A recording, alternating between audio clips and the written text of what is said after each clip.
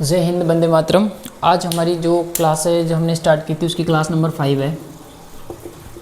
Sorry for inconvenience, मैं 2 दिन absent था, 2-3 दिन एब्सेंट रहा।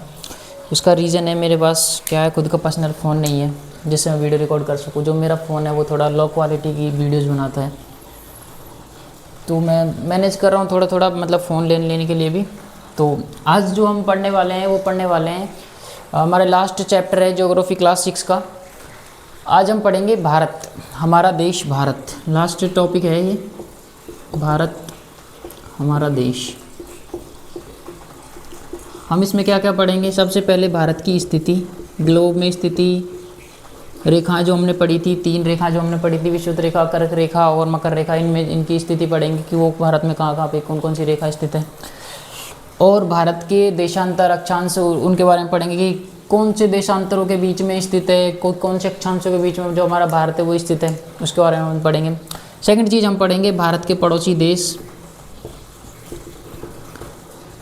और थर्ड चीज़ हम पढ़ेंगे भारत के भौतिक प्रदेश, भारत का भौतिक और राजनीतिक विभाजन। ये 3 चीज़ें जो आज हम पढ़ने वाले हैं।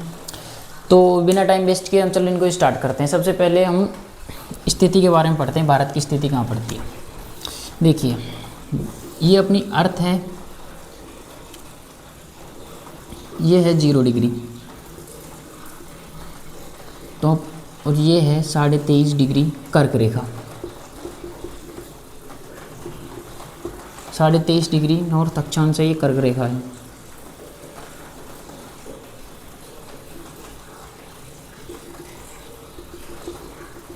अपने भारत की स्थिति ऐसी है।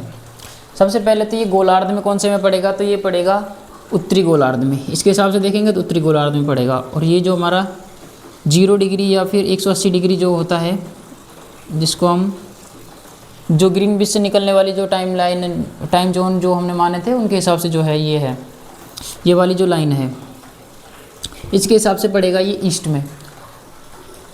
तो ये हमारा, हम इसको टोटली अगर ओवरऑल देखेंगे तो ये हमारा उत्तरी और पूर्वी गोलार्ध में पड़ेगा। तो हमारे भारत की पहली स्थिति है कि ये उत्तरी पूर्वी गोलार्ध में पड़ता है। ये हमारे भारत की स्थिति का पहला फैक्ट है, ठीक है। वैसे देखा जाए तो ये उत्तरी गोलार्ध में, इधर से पूर्वी गोलार्ध में, तो ये इसको हम जब टोटली अगर हम देखें तो ये पड़ता है उत्तरी पूर्वी गोलार्ध में। ये हमारे भारत की स्थिति का पहला पॉइंट हो गया। सेकंड चीज़ जिसमें आप देखिए, ये रेखा विषुवत रेखा है, ये कर्क रेखा। जो कर्क रेखा है वो भारत के लगभग मध्य से गुजरती है, एकदम बीचों बीच से गुजरती है लगभग, ठीक है। और ये गुजरती है कितने राज्यों से है, 8 राज्यों से होकर गुजरती है। भारत के 8 राज्यों से होकर जो है कर्क रेखा अपनी गुजरती है, ठीक है। लाइंस के बारे में पता चला भाई, कर्क रेखा से गुजरती है, और गोलार्ध के बारे में। ये 2 स्थितियाँ इसकी जो है इम्पोर्टेंट है। थर्ड चीज़ इसमें अक्षांशों को देखेंगे हम। हमारे जो भारत है ऐसे, और ऊपर इन लाइंस को हम देखेंगे कि ये कहाँ से कहाँ तक भारत को कवर कर रही है। ये होंगी देशांतर और ये होंगे अक्षांश। तो ये जो वाला जो अक्षांश है, इसका जो माप है वो है 8 डिग्री 4 मिनट नॉर्थ। यहाँ पे कहीं 0 डिग्री होगा, ये वाला 0 डिग्री, हम इसको उठा के यहाँ ले आए, तो ये होगा 0 डिग्री विषुवत रेखा, ठीक है। यहाँ पे है 8 डिग्री 4 मिनट नॉर्थ। ये सबसे नीचे वाला जो इसका कन्याकुमारी का कैप कोमरिन तट है, उसका जो पॉइंट है, वो जो लाइन जिस उस पॉइंट से जो लाइन गुजर रही है उसका नाम है 8 डिग्री 4 मिनट। वो हमारी 8 डिग्री और 4 मिनट से है। और ऊपर जो हमारा ये है, जहाँ पे सियाचिन ग्लेशियर स्थित है, इंदिरा पॉइंट इसको बोलते हैं, इंदिरा पॉइंट, ठीक है। तो इसका है 37 डिग्री 6 मिनट नॉर्थ। ये लद्दाख में पड़ता है, ये तो पड़ता है लद्दाख में। ये वाली लाइन, ये वाला अक्षांश है 37 डिग्री 6 मिनट अक्षांश, और ये है 8 डिग्री 4 मिनट अक्षांश। अक्षांश और देशांतर के बारे में हम पहले ही डिटेल्स में पढ़ चुके हैं। एक चैप्टर हमने पूरा पढ़ा था, सेकंड चैप्टर 37 मिनट की जो अपनी क्लास रही थी उसमें कंप्लीट, उसको हमने पढ़ चुके हैं, ठीक है। ये वाला जो पॉइंट है ये है कैप कोमोरिन, ये है इंदिरा पॉइंट नहीं है, सॉरी, ये है इंदिरा कोल जो है लद्दाख में पड़ता है। इंदिरा पॉइंट जो है यहाँ पे अंडमान निकोबार में पड़ता है, यहाँ पे इंदिरा पॉइंट, ठीक है। ये भारत की अक्षांशीय स्थिति हो गई। अब देशांतरीय स्थिति देखेंगे। 97 डिग्री 25 मिनट।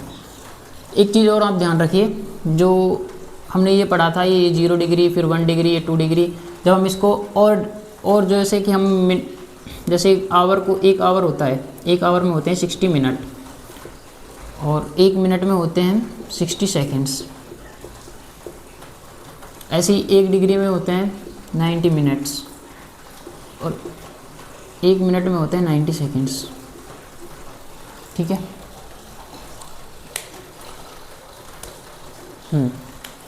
तो हमने इसको बिल्कुल पिन पॉइंट से देख रहे हैं एकदम, क्योंकि ये देश के बारे में बता रहे हैं, हमें हमारे देश के बारे में बता रहे हैं। एक एक बॉर्डर लाइन जो है बहुत इंपॉर्टेंट होती है। तो यहाँ से देखिए, ये हमारे अक्षांश स्थिति हो गई और यहाँ से आता है ये 68 डिग्री 7 मिनट, ये गुजरात के तट से और यहाँ तक अरुणाचल प्रदेश में। लाइन कौन सी होगी? ये ईस्ट, क्योंकि ग्रीनविच यहाँ पे होगा कहीं, जिसको 0 डिग्री या 180 डिग्री बोलेंगे, ये होगा ग्रीनविच। तो ग्रीनविच से ईस्ट में है 68 डिग्री 7 मिनट और 97 डिग्री 25 मिनट्स ईस्ट में होगा। ये इसकी अक्षांशीय और देशांतरीय स्थितियाँ हो गई। ये इसके गोलार्ध की स्थिति है और ये है कर्क रेखा। कर्क रेखा कहाँ कहाँ से होकर गुजरती है? तो कर्क रेखा यहाँ से होकर जाएगी, टोटल 8 राज्यों से होकर गुजरेगी। अब देखते कौन कौन से राज्यों से होकर जो है कर्क रेखा गुजरेगी, देखते हैं।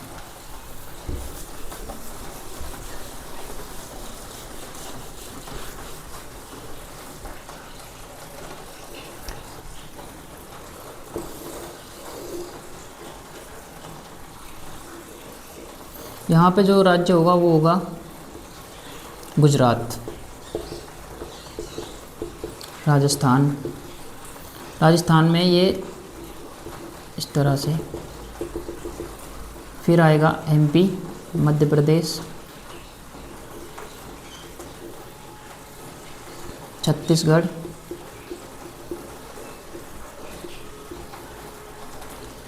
फिर आएगा झारखंड, पश्चिम बंगाल, त्रिपुरा, मिजोरम,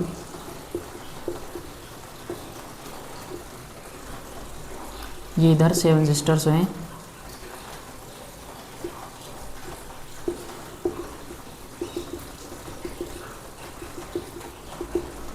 ये 7 सिस्टर्स में गुजरात, राजस्थान, मध्य प्रदेश, छत्तीसगढ़, झारखंड, पश्चिम बंगाल, त्रिपुरा और मिजोरम। ये इन 8 राज्यों से होकर जो है अपनी कर्क रेखा ये गुजरेगी। ठीक है, ये कर्क रेखा की स्थिति है। अब इसमें 4-5 पॉइंट्स इंपॉर्टेंट पॉइंट्स जो थे यही थे। अब हम इसके देखते हैं पड़ोसी देश। सबसे पहले भारत का सबसे पड़ोसी देश में यहाँ पे आता है पाकिस्तान।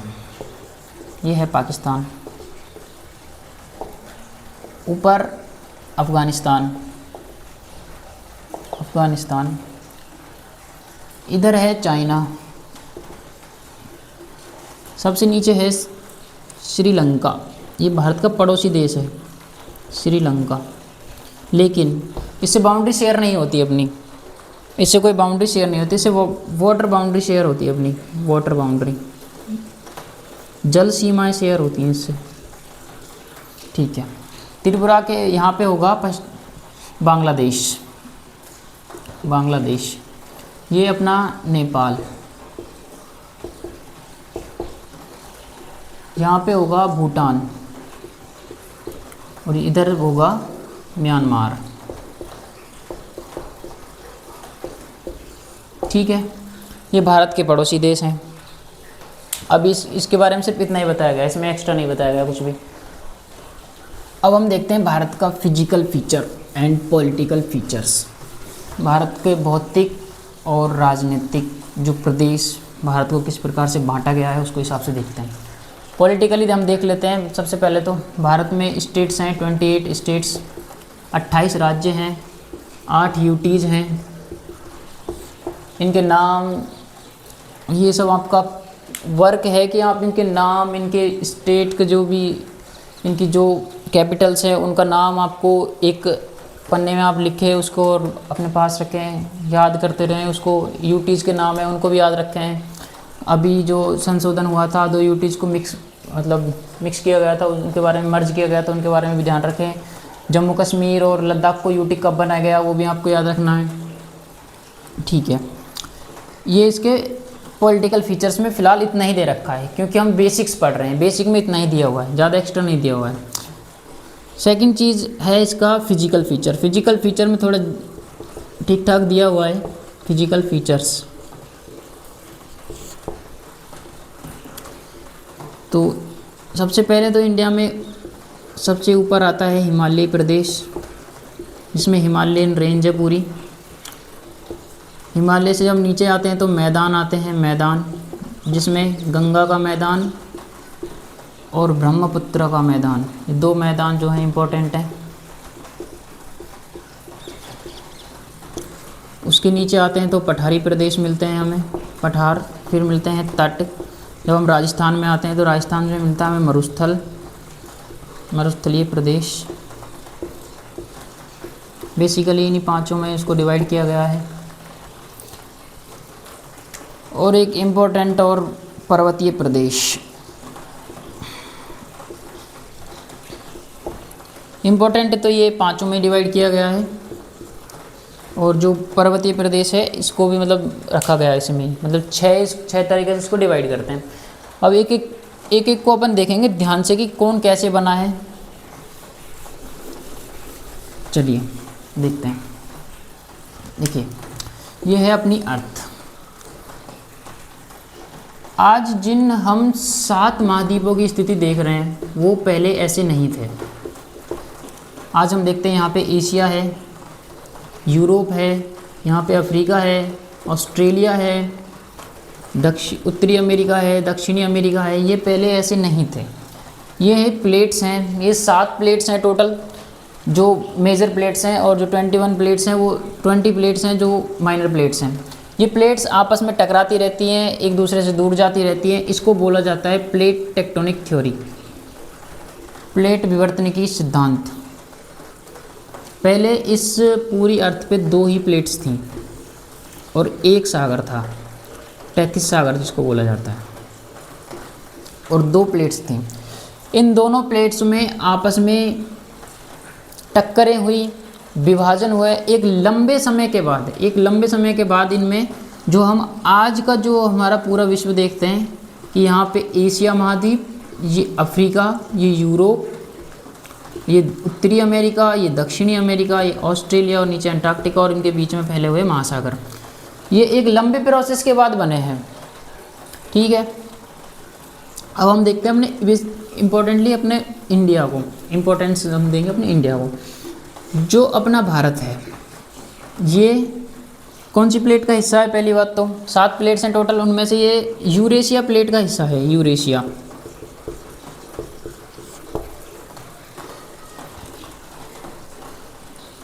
ये अपना भारतीय उपमहाद्वीप है, ये भारतीय उपमहाद्वीप।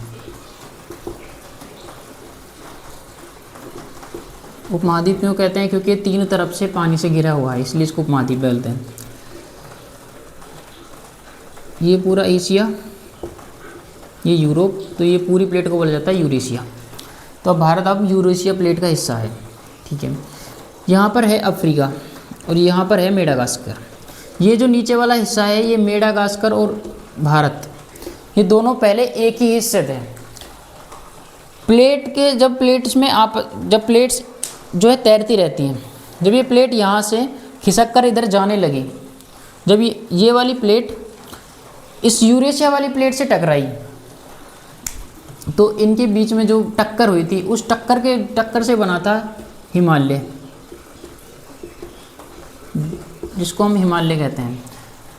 मेन जो हिमालय था वो बना था। लेकिन जो ट्रांस हिमालय है, हिमालय के 4 पार्ट हैं, जिसमें सबसे पहला ट्रांस है,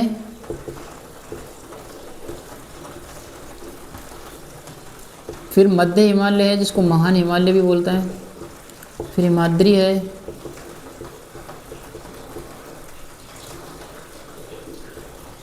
फिर है फुट हिल्स, हिमालय के फुट हिल्स, तलहटी फुट हिल्स,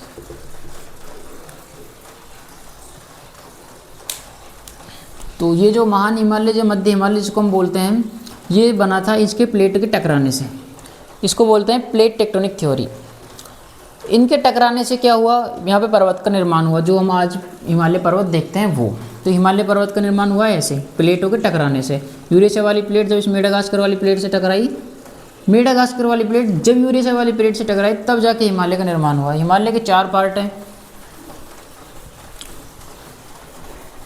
तो हमारे जो ऊपरी जो हिस्सा है भारत का, उसके निर्माण का कारण है प्लेट को टकराना। जब हिमालय से निकलती हैं नदियाँ, ये नदियाँ जब यूपी, बिहार, पश्चिम बंगाल वाले एरिया में आई, ये गंगा रिवर यहाँ से निकल के, तो ये सेडिमेंट्स लेके आई और इसने इस सेडिमेंट्स को यहाँ पे डिपॉजिट कर दिया। अब अवसाद लेके आई, उस अवसाद को यहाँ पे बिछा दिया।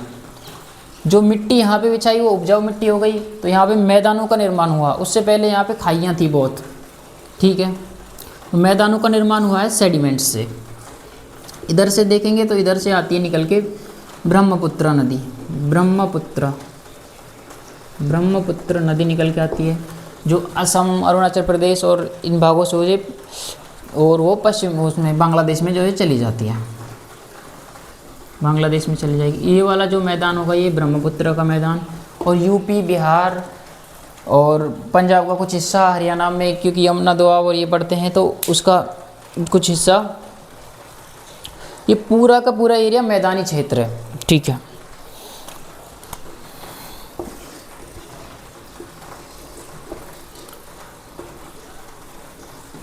ये हैं तटीय प्रदेश। अब इन तटीय प्रदेशों का निर्माण कैसे हुआ, जब मॉनसून आता है तो मॉनसून की दिशा ऐसे रहती है। सबसे पहले मॉनसून आता है अंडमान निकोबार में, अंडमान और निकोबार में। उसके बाद आता है केरला में। तो केरल में जब मॉनसून बरसता रहता है, आता है, फिर यहाँ पे ये पश्चिमी घाट है और इधर पूर्वी घाट है। तो सबसे पहले ये पश्चिमी घाट पर टकराता है, ये यहाँ पे बहुत ज़्यादा बारिश होती है, फिर ये ऐसे ही आता रहे यहाँ तक। तो ये पश्चिमी घाट से टकराएगा और यहाँ पे ये रुक जाता है थोड़े दिन के लिए। तो सबसे पहले मानसून आता है केरला में। तो यहाँ पे बहुत ज़्यादा बारिश होती है। बहुत ज़्यादा बारिश होने के कारण यहाँ पे जो है लीचिंग होती है, लीचिंग क्या होती है, जो मिट्टी होती है, वो मिट्टी बह जाती है और कंकर ऊपर आ जाते हैं। मिट्टी तो जो है बह जाती है, वो अंदर चली जाती है या फिर बह के बाहर निकल जाती है, और कंकर जो है ऊपर आ जाते हैं यहाँ पे। तो ऐसे प्रदेश को बोलते हैं तटीय प्रदेश। सेकंड चीज़, यहाँ पे समुद्र जो है बिल्कुल पास में है, तो समुद्र के पास वाले क्षेत्र को भी तटीय प्रदेश बोलते हैं, ठीक है। ऐसे ही जब मानसून लौट के आता है तो वो इधर इस वाली बेल्ट में बारिश करता है। ये समुद्र के पास वाला क्षेत्र है, तो ये तटीय प्रदेश है, ठीक है। अब इसके बीच में जो ये पूरा प्रदेश है, पूरा यहाँ से लेके यहाँ तक, मध्य प्रदेश, इधर झारखंड, इधर महाराष्ट्र और नीचे तमिलनाडु तक, ये जो पूरा प्रदेश है इसको बोलते हैं पठारी क्षेत्र। ये पठार है। ये पठार कैसे बना, जब ये प्लेट जो मेडागास्कर को छोड़ के आई थी, जब ये यूरेशिया वाली प्लेट से टकराई, तो ऊपर तो बनता है हिमालय, यहाँ पे तो बना हिमालय, ये बनता है हिमालय, ठीक है। लेकिन यहाँ पे जो सागर है ये अपना हिंद महासागर है और ये अरब सागर है। तो ये प्लेट जो है काफ़ी उथली हुई थी उस समय, काफ़ी उथली हुई प्लेट थी। जब इससे ये टकराती है तो यहाँ पे जो है ज्वालामुखी उत्पन्न होते हैं, ज्वालामुखी जो है सक्रिय हो जाते हैं। यहाँ से ये टकराई तो यहाँ पे ज्वालामुखी उत्पन्न हुए, ज्वालामुखी सक्रिय हो गए। ज्वालामुखी ने अपना सेडिमेंट्स इधर जमाना चालू कर दिया और इस पूरे क्षेत्र में अपने सेडिमेंट्स को जमा दिया। तो ये जो है पठारी जो भाग बना है उसका रीज़न है ज्वालामुखी विस्फोट। ज्वालामुखी विस्फोट से बना है। रीज़न है प्लेट टेक्टोनिक थ्योरी। प्लेट्स का एक जगह से दूसरी साइड में जब ये जाती हैं तो एक प्लेट दूसरी प्लेट से या तो टकराएगी या फिर इसको घिसके हुए जाएगी। तो ये इसको घिसते हुए आई थी यहाँ पे, तो ये घिसने के कारण यहाँ पे जो ज्वालामुखी है वो सक्रिय हुए थे। ज्वालामुखी ने अपना सारा सेडिमेंट्स इस साइड भी पटका और इधर समुद्र में पटका। तो इसलिए आज हम देखते हैं समुद्र में से भी तेल निकलता है भारत में। मुंबई और मुंबई के आसपास वाले क्षेत्र में बहुत सारे तेल की वो माइनिंग के लिए वो लगाए हुए हैं। ठीक है, ये इसमें कुछ इम्पोर्टेंट फैक्ट्स थे। अब हम देखते हैं यूपीएससी के PYQs। क्या हम CSE देखेंगे? नहीं, हम देखेंगे यूपीएससी की वेरियस पोस्ट्स में जो PYQs पूछे गए हैं, वेरियस पोस्ट्स जैसे CAPF, CDS वगैरह, इनमें भी, क्योंकि ये भी जो है ग्रेजुएशन लेवल के एग्ज़ाम होते हैं यूपीएससी के, उसमें जो पूछे गए हैं वो क्वेश्चंस, उनके बारे में देखते हैं। कौन कौन से क्वेश्चंस देखेंगे हम? 6 क्लास की NCERT से जितने भी क्वेश्चन आए होंगे, ज्योग्राफी से, ज्योग्राफी के सारे PYQ देखेंगे हम। अब मेरे पास लिखने का मतलब लिखूंगा फिर मैं तुम्हें समझाऊंगा तो उसमें थोड़ा टाइम लगेगा, इसलिए मैं फ़ोन से मैं आपको पढ़ूंगा और इसमें कुछ दो चार पॉइंट्स लिखूंगा, बाकी जो है आपको उसको आंसर करना है। क्वेश्चन नंबर 1 देखो, ऊर्ध्वाधर और क्षैतिज रेखाओं का वितरण। हमने देखा था ग्लोब में ऊर्ध्वाधर और क्षैतिज रेखाएं देखी थी, क्षैतिज रेखाएं, इनका जाल, इसको क्या कहते हैं? क्षैतिज रेखाओं के जाल को क्या कहते हैं?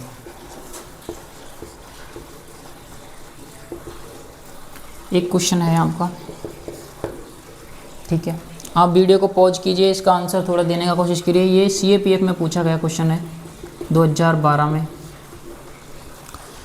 इसको बोलते हैं ग्रिड सिस्टम, ग्रिड पद्धति बोलते हैं इसको। एक और क्वेश्चन देखिए, किसी जगह की सटीक लोकेशन के लिए हमें क्या क्या चीज़ों की ज़रूरत होती है?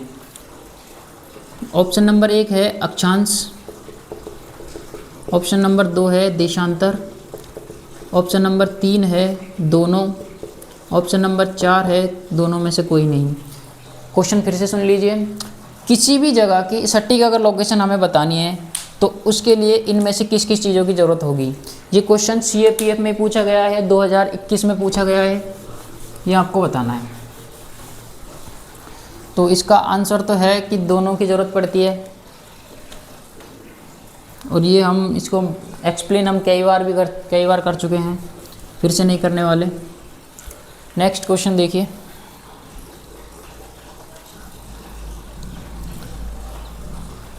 ध्रुवों पर 2 लगातार देशांतरों के बीच की दूरी कितनी होगी? क्वेश्चन है ध्रुवों पर, एट पोल्स, ध्रुवों पर 2 देशांतर हैं, 2 लगातार देशांतर हैं, 2 देशांतरों के बीच की दूरी कितनी होगी? इम्पोर्टेंट क्वेश्चन है और ये CAPF 2012 में पूछा है, शायद 2012 में। ये CDS का क्वेश्चन है, CAPF का नहीं है, सॉरी, ये CDS 2012 का क्वेश्चन है। तो जिस हिसाब से आपने पढ़ा है मुझे नहीं लगता कि इसमें कोई आपको दिक्कत होगी, क्योंकि हमने पढ़ा है जो देशांतर लाइन है वो इस तरह से होती हैं। हमने पढ़ा था ध्रुवों की तरफ जाने पर इनके बीच की दूरी जो है कम होती जाती है और ध्रुवों पर जाकर ये 0 हो जाती है, ध्रुवों पे हो जाएगी ये 0 किलोमीटर। दोनों के बीच में जो डिस्टेंस होगी 2 देशांतरों के बीच में वो 0 हो जाएगी। तो ध्रुवों पर 2 देशांतरों के बीच में जो दूरी होगी वो 0 किलोमीटर होगी। इसमें कोई ज़्यादा खास वो था नहीं। भूमध्य रेखीय क्षेत्र में सबसे ज़्यादा क्षेत्रफल किस महाद्वीप का है? क्वेश्चन देख लीजिए पहले तो। भूमध्य रेखीय क्षेत्र में, भूमध्य रेखीय क्षेत्र, सबसे ज़्यादा क्षेत्रफल किस महाद्वीप का है?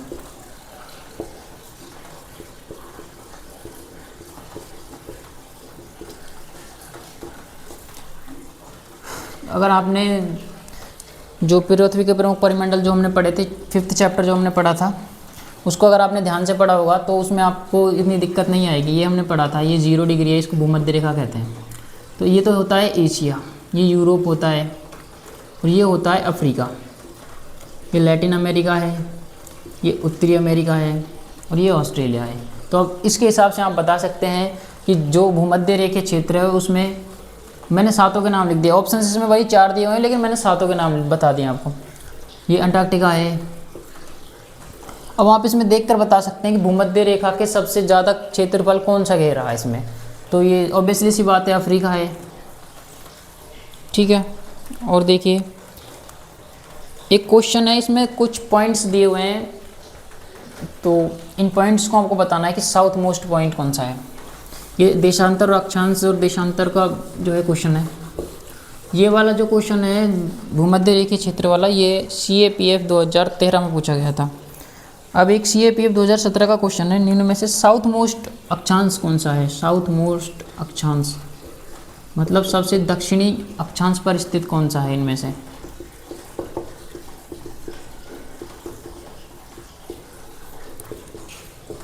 ये पूछा गया है CAPF 2017 सॉरी। फर्स्ट है साउथ अफ्रीका, ये क्वेश्चन वैसे मैप का है। सेकंड है ऑस्ट्रेलिया, थर्ड है चिली, फोर्थ है पोलिनेशिया। ठीक है, ये वैसे मैप का क्वेश्चन है, ये आपको वैसे होगा नहीं, लेकिन इसका आंसर है चिली। जो चिली है ये दक्षिण अमेरिका है, यहाँ पे ये चिली पड़ता है, ये चिली देश है।